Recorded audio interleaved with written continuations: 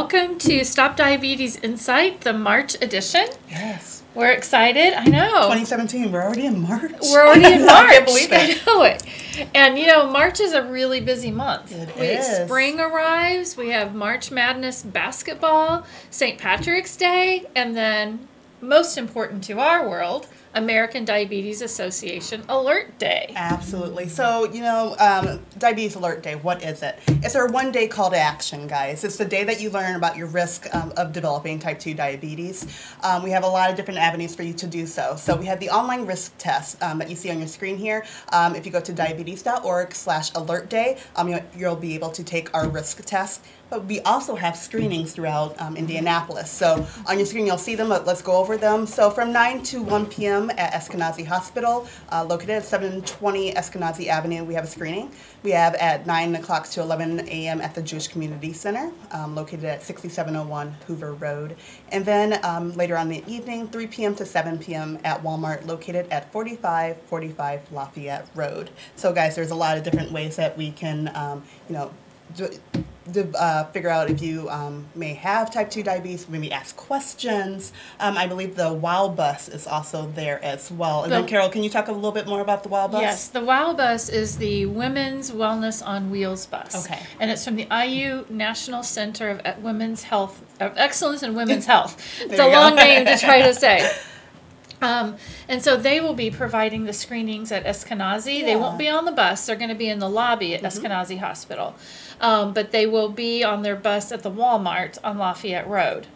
So, yes, come out and pick one of these areas to be screened. The Marion County Public Health Department is doing the screening at the JCC for us.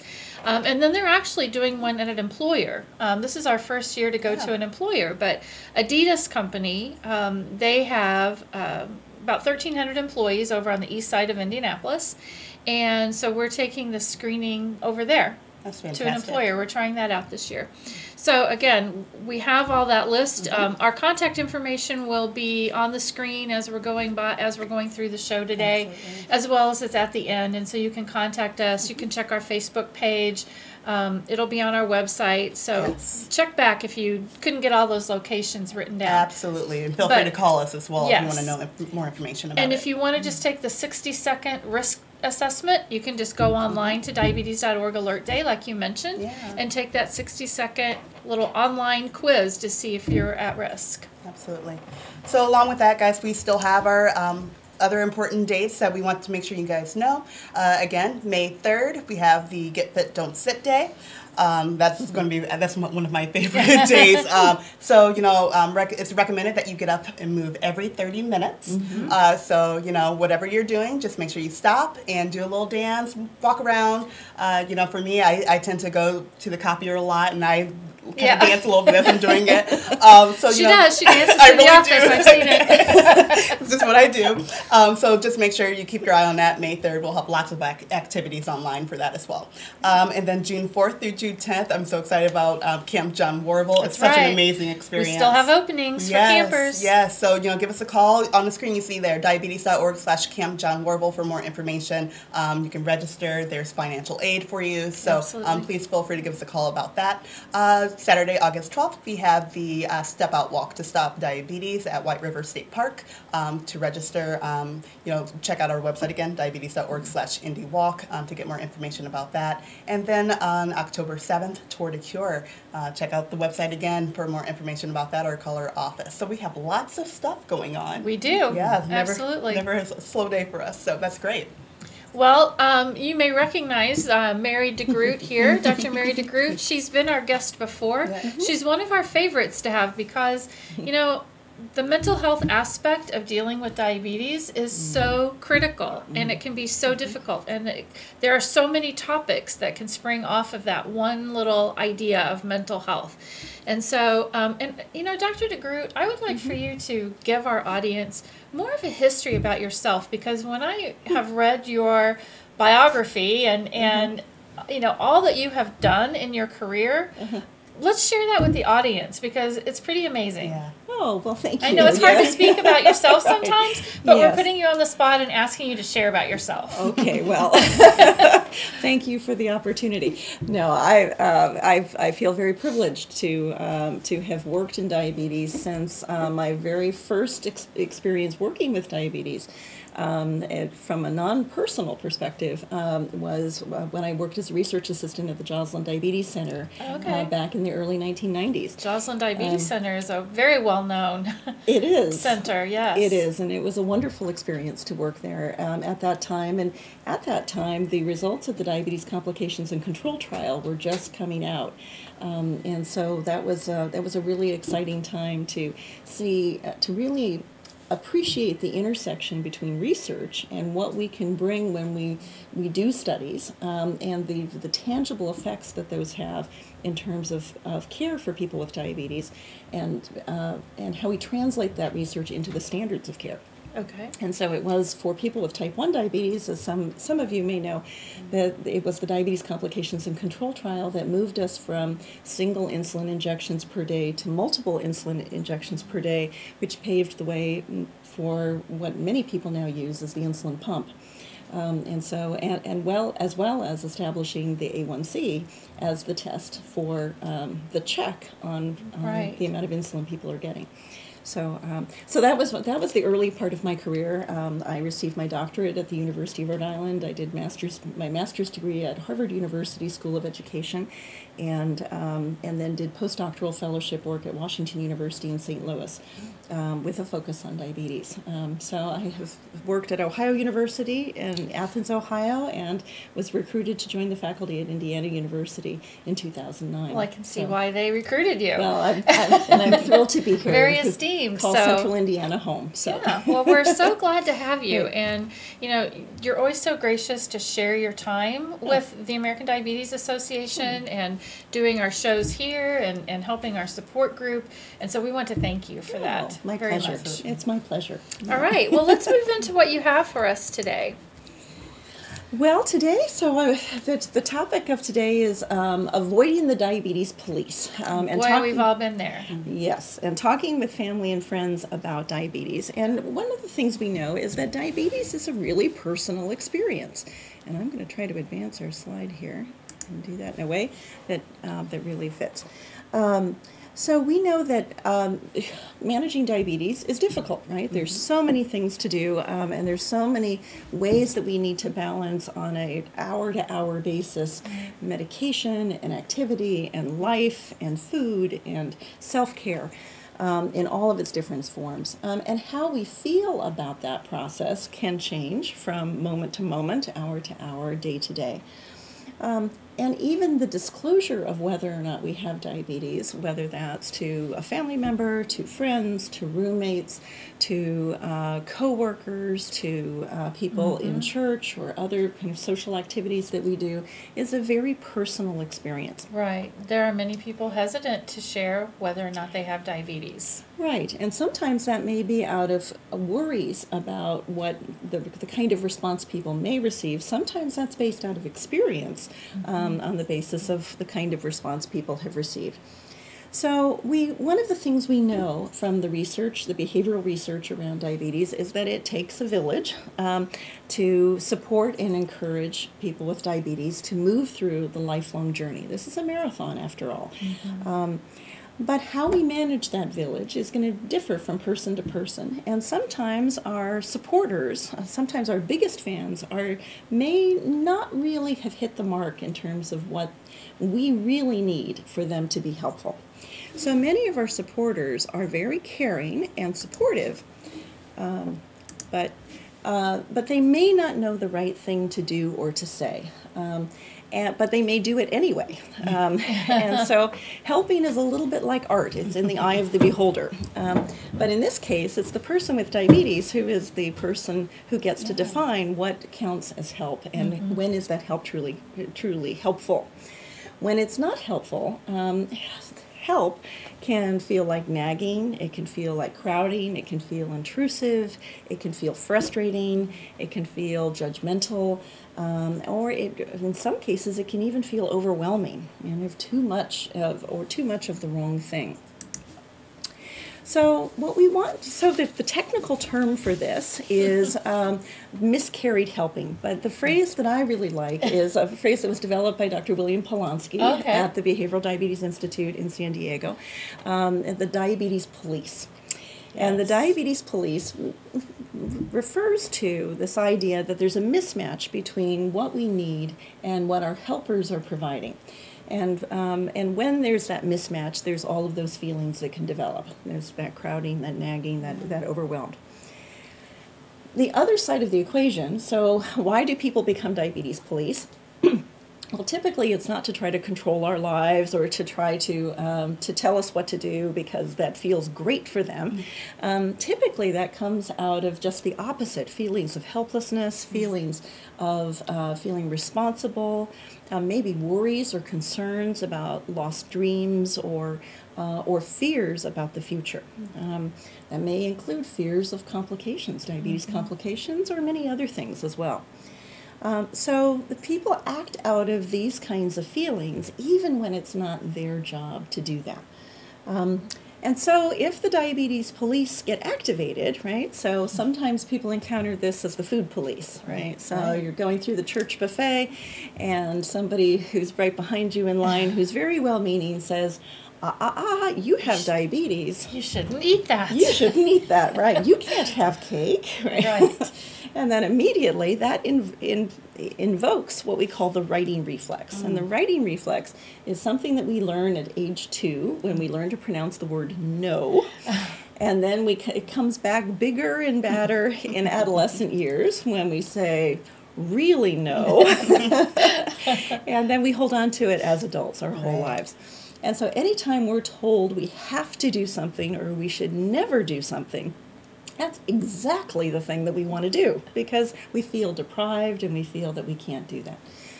So my favorite examples, if somebody told me that I could never eat pizza again, not only would I want to eat pizza more than I've ever wanted to, but I would probably find myself taking a beeline to the grocery store and buying every pizza in the freezer section just because I could. Right, and just because I would be feeling deprived on that, even though I ordinarily would never do that, So those are some of the feelings that get evoked in the person with diabetes when the diabetes police are at work, and so there becomes a game of chase. The more the well-intentioned but diabetes police start to chase the person with diabetes, the more the person with diabetes becomes the diabetes criminal, and they start to run, and that's a very natural feeling. And so what does that look like? Well, it looks so you can, if you are in a position of feeling like the diabetes criminal, and of course I put that in air quotes, that you may feel avoidant. You may feel like you want to put things away and out of sight, not for a sense of personal privacy or a sense of personal choice, but in reaction to someone else. You may feel defiant. You may feel stubborn. You may be digging in on things that ordinarily you wouldn't dig in on, and that you might recognize the reasonable position of the other person. But because you feel pushed beyond your limit, you may dig in ways that you wouldn't. Sometimes people go underground. Right? The meter disappears. If blood sugars are a point of contention and people are asking about that in ways that are not helpful, that meter may disappear. That goes into the messy drawer, it's in the back of the car, who knows where it's gone. We may be hiding snacks. There are other ways that we may feel like we go underground. We may feel defeated, or we may become extra forgetful more than our usual self. And usually that's not because we have some deep character flaw. It's because we are really protecting ourselves from what feels like criticism or feels like something that we can't handle. I can think of a couple of examples on some of those diabetes criminal points that you've mentioned. In our support group that we have, which we'll talk about a little bit later, members have shared that very thing, that very comment, in that they will just start sneaking their food if they feel like people are going to be watching them at all times. And then, with some of our kids at camp, especially the older teens, they're so tired of being harped at by parents or whomever who, they have the parents have the child's best interest at heart, of course. But like you said, that adolescent really Right. And being the teen, Right. that's when they start to back off. And so it leads some of the teens then to not care for themselves the way they should, because they're like, no, I'm going to do this my way. Right. You're not going to tell me what to do. Right. Yeah, so it's difficult. Right. And when two people are locked into that dynamic, when not only is it uncomfortable for really both sides of the equation, but it also really precludes problem solving in a way that could be really creative. So the person with diabetes is the expert on their experience. They don't have all the answers, right? None of us have all of the answers, and we need help from others. But when we have that, when we're locked into that dynamic of the diabetes police and the diabetes criminal, then we're really not able to think flexibly, we're not able to think creatively, and we're not able to access the real assistance that we may need. And so, yeah, it really becomes constraining for both sides of that equation. Yeah. So, how do we break the cycle? I think that's really the question. There we go. So, for anyone who can relate to this, kind of now, what do we do, right? So, when a problem involves at least two people, you need to work on both sides of the equation to break the cycle on both sides. So, let's start with the person with diabetes. So, what can they do? Well, the first step is awareness. So, what do you notice about yourself? Are you digging in? Do you find that you're kind of pushing things away or going underground? Being tuned into ourselves is always the first step to be able to help us to identify, okay, what do I need to do next? And what is this? And is this really me, or is this me in reaction to this situation? So that awareness is the first step. The second step then is to ask a really honest question of yourself, and that is, how can your loved one really help? So sometimes when we're locked into this dynamic of the diabetes police, we get so focused on the other person that it then becomes difficult for us to think a little bit outside of that dynamic and outside of that box about, well, if not this, if I don't want them to do this, what do I want them to do? Right? And that's really important. One, because it's about you, right? And also because that's the guidance that your loved one really needs. And so if we can't articulate that for ourselves, we're having a hard time articulating that for the other person to understand that. Yeah, absolutely. And one way to help to identify what could be really helpful is to think back on times in the past when that person has been truly helpful. What have been the things that they've done in the past that has been really helpful or soothing or caring or right on the mark? And when we can give examples to our loved one about what they have been, with how they have been successful in the past, that can really not only reinforce their efforts and how much they care, but also help to guide them then about what you're looking for in the present. Then the next step is to tell your loved one what they need and want, and to do that from the heart. What should they do, and what should they not do? And sometimes we're really good at thinking about the don't do this, right? But we also need to follow it up with do that. And your point of making it come from the heart, as opposed to, you don't want it to be a critical conversation. I mean, you want it to be from yourself, so that you're having this good dialogue between each other. You don't want it to turn into an argument. Exactly. And so that raises a really nice point about picking your moments. Yes. So when you are at your most frustrated is probably not the time to have that conversation. To choose the time and place of your choice when you're going to be receptive to listening to your loved one, because we're going to get to their side of the equation in a moment. But also when you're feeling at your best, to be able to listen with your heart and to speak with your heart. So take that deep breath, count to 10, right? Right. Suck it in and say later. Yes, exactly. Right. Or make a bookmark it. Right. We now have the concept of bookmarks in computers, and okay, I'm going to bookmark this example and use that to illustrate kind of what I need or what I don't need later on. Right. Yes, exactly. And then we want to listen carefully. We want this to truly be a dialogue, right? And because we're with our loved ones as though we are dance partners, right? And so we really do want to listen carefully to their concerns. Where does their approach come from? What is it that they may be worried about? What is it that they're acting on? What emotion are they sitting on that puts them in the position that they've been in? And then finally, we want to, in terms of self-care, we want to take care of ourselves. So peer support matters, and we'll talk a little bit about resources in a moment.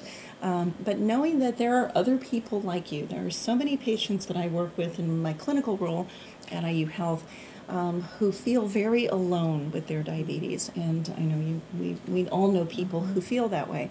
And yet we all know how many people we know who feel that way and who Right. are actually not alone. And so there are many resources for peer support to be able to talk with somebody who gets diabetes from the inside, and having those voices can be very helpful on our own individual journey.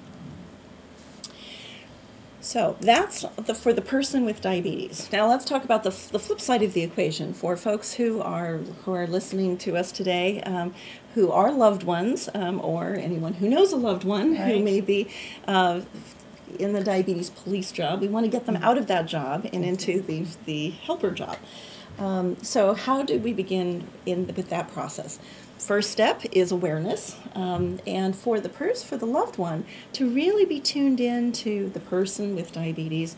Are they being resistant, right? And what does that look like? And that's pretty different than who we know them to be, kind of deep in their hearts. Resistance is a signal.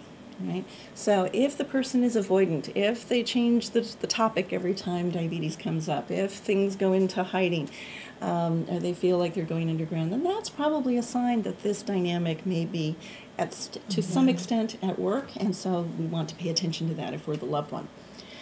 We want to ask the person with diabetes what they want and need. And so many times we're so engaged in being the loved one, we don't actually ask the question. Sometimes if we're at social events, we may see strangers, ask questions, and hear answers of our loved one that the person with diabetes that we didn't anticipate because we just have never asked that question ourselves. So asking what the person needs is very important. And then the companion to that is we ask the question, but we also need to listen to what the person says. And maybe that's even taking notes, just not in a documentarian sort of way, but in a way that really helps us as a touchstone to go back to what are they saying and how is that different than how I've been thinking about it. And really giving that a lot of careful thought. We also, when we're feeling worried as a loved one and we have concerns, we need to be able to express those too. Mm-hmm. So just as we're asking the person with diabetes to make space for these feelings on our part, we need to be able to share those. What are we really worried about? And then in that conversation, what you may discover is that those worries may be out there, but they're not as immediate and as present as they feel on the inside. Okay? Right. Sometimes they might be, but in most cases, there may be projections about the future that you may be at step 3 and the person is worried about step 323. And there's so many steps that can occur between there that may or may not come to fruition. So really thinking about expressing those worries and kind of shedding light of day on those. We want to draw on prior successes in problem solving and diabetes self-care routines. And then just as we've said for the person with diabetes, we really want the loved one to be engaged in peer support as well. Because that's just as important as it is for the person with diabetes. So with all that said, if these kinds of conversations are something that get a little stuck, it's very difficult to get out of those patterns, it's okay to ask for help. Counseling is a safe space to be able to express feelings, and there are many individual counselors, couples counselors, family therapists in our area who can help to facilitate these kinds of conversations and to create that space to be able to talk about those things together. And to really talk through and to avoid some of those patterns of miscarried helping. And then for caregivers, it's okay for family members to get the support and therapy for themselves. Sometimes the person with diabetes may not necessarily need the support or may be ready to get that support, but the caregiver is the person who does. Caregivers can be under a lot of stress. Absolutely, right.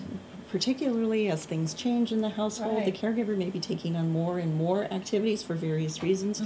And so their self-care matters too. So if you are a loved one, a caregiver, your self-care matters too and is really critical. And so attending to all of those pieces that you need, whether that's sleep or good nutrition or finding time to get in some safe physical activity, and peer support is really important.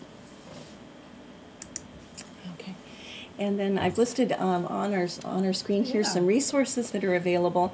My favorite book of all time in diabetes is the book by Dr. William Polanski, Diabetes Burnout. You brought a sample with you I today? did bring a sample, so And we do have some of these available in our office as well. I can say I get no proceeds from the sale Right. of this book. This is really just really a good resource that I like. My favorite website is the Behavioral Diabetes Institute website, behavioraldiabetes.org, and on that website are a set of pamphlets, this is very small, unfortunately, but a set of pamphlets called Diabetes Etiquette. In this, I've never seen those. these are really wonderful. These are conversation starters. They're designed to be wallet size, as you can see. They're small. Conversation starters. There's a different set for parents, for people with type 1 diabetes. There's a set for type 2 diabetes, for adults with type 1 diabetes. And they're designed to be a conversation starter, to be able to kind of share this with a loved one and say, here are some things that I really relate to, and here's some ways I'd like to change our conversation. What a great resource. Yeah. Absolutely. We need to look into that, Yes, Alyssa. we We do. should have some of highly those. recommend Thank them. you. Yes, and they're available for download free as PDFs. So Okay. anyone can go onto the website and download those and take a look at them for themselves or share them with others. They're a very nice resource and developed from the voices of people with diabetes, both type 1 and type 2. So. Fabulous. Okay. All right. Well, thank you. most and welcome. That leads us into, we had kind of hinted about this while we were Exactly. talking, but we do offer a free support group in our office. It's the third Tuesday of every month from 6 to 7 p.m. I say 7 because sometimes our conversations carry on a little bit later, but that's okay. Because the group that has been coming, and it seems like every week we have someone new that's been joining us lately, and they really have formed a nice friendship. I've noticed some of them are now even seeing each other outside. They're friends outside of the support great. group. Yeah, and they're gaining a lot of help for themselves. And we cover various topics. So every month we have some kind of an expert with us. And in fact, next week when we have it, Dr. DeGroot will be there to talk more about this information with our support group. So as I said, you're welcome to come. It's at our office, which is at 8604 Allisonville Road in the Castleton area. So I used to always use Gert Furniture as our landmark, but they're tearing that building down. Oh. But we're next door to where Gert used to be. There you go. So if you turn like you're going to Kittle's Furniture, we're just north of that. So we're real easy to find. Yeah. And like I said, it's free, and we cover all different sorts of topics. And we encourage you to come and bring your caregivers. We've got plenty of room. Absolutely. So we've come to the end of the show. Dr. Mary DeGroot, thank you so much for coming My in. And pleasure. again, My pleasure. she'll be here at our office again on the 21st, I believe, next Tuesday for the support group. So we thank you for doing that as well. Absolutely. Again, Carol touched on it. Contact us at our office, 8604 Allisonville Road, Suite 140. But also, find us on social media. Yes. We have so much information on there, all of our events, all of the different happenings that are going on. We're always reaching out to people, so look for those. So Facebook, go ahead. Well, I was just going to say, the show will be on there again Yep, too, there so you go. you can watch that. Absolutely. So we have a Facebook page, a Twitter page, an Instagram. So, anytime you have questions, if you want a different topic on this show that you want us to do, post it on our Facebook page. If you may want to know, maybe there's lots of other people that may want to know Right. as well. So please don't hesitate to do that. So Or send us an email at Indiana Yep. diabetes.org. Absolutely. And if you do have any questions, feel free to contact our office, 317-352-9226. If you have any questions, you want any guidance, we're always there to answer your calls and answer your questions. And we need to wrap up our show with a big shout out to our producer, Mr. Jim Wofford. Yes. Logan Street Banner and signs, Noblesville trophies. You know, none of this would be possible without Jim to share his time, his talents, his expertise. We wouldn't be able to bring you this important messaging. And so we greatly appreciate the fact that he allows us to do this. Absolutely. And with that, we will end the show. Thank you so much for joining us today, and we will see you next month. Bye. Bye-bye.